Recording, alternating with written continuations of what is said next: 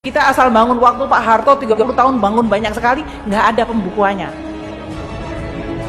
Sehingga banyak sekali Republik itu kehilangan cukup banyak aset-aset strategis. Salah satu contoh yang barangkali Anda semua lihat adalah Kompleks Senayan Gelora Bung Karno.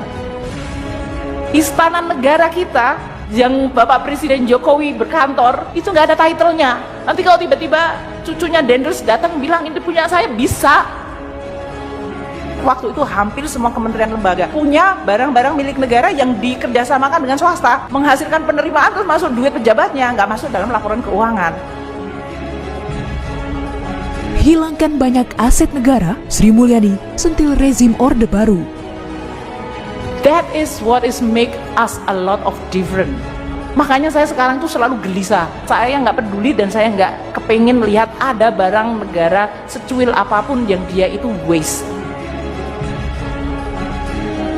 Menteri Keuangan Sri Mulyani mengungkapkan salah satu fakta dalam upaya menyelamatkan keuangan negara, yakni melalui perbaikan pembukuan aset. Dalam hal ini, Sri menjelaskan jika negara Indonesia sebelumnya tidak memiliki neraca keuangan, sehingga barang berharga milik negara, termasuk aset dan properti penting lainnya, tidak pernah tercatat sebagai milik negara, di mana hal itu terjadi selama masa kepemimpinan Presiden kedua, Soeharto. Mulainya, Republik Indonesia tadinya nggak punya neraca, jadi barang milik negara pun tidak diadministrasikan, tidak direkod. Kita asal bangun waktu Pak Harto 30 tahun bangun banyak sekali, nggak ada pembukuannya.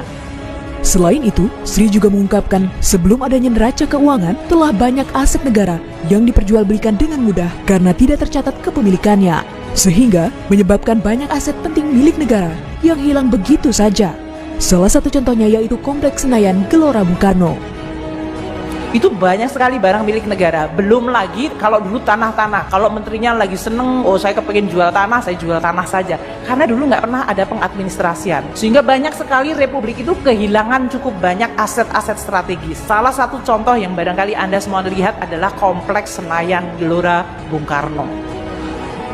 Menurutnya, komplek yang luasnya meliputi Manggala Wana Bakti TVRI, Hotel Hilton, Hotel Mulia, sampai Plaza Senayan merupakan komplek milik negara yang dibangun oleh Bung Karno. Namun, karena tidak dibukukan, sehingga komplek-komplek tersebut menjadi milik swasta dan hilang saat akan dimasukkan ke dalam pembukuan aset milik negara. Seperti halnya Hotel Hilton yang kini berganti nama menjadi Hotel Sultan. Dulu Presiden Soekarno tuh membangun seluruh komplek itu sampai dengan Manggala Wana Bakti TVRI sampai kepada Hotel Hilton, semuanya itu termasuk Hotel Mulia. Itu semuanya sampai ke Plaza Senayan, kalau Anda pergi ke Jakarta pasti pergi ke sana. Itu semuanya adalah semua komplek milik negara. Bahkan secara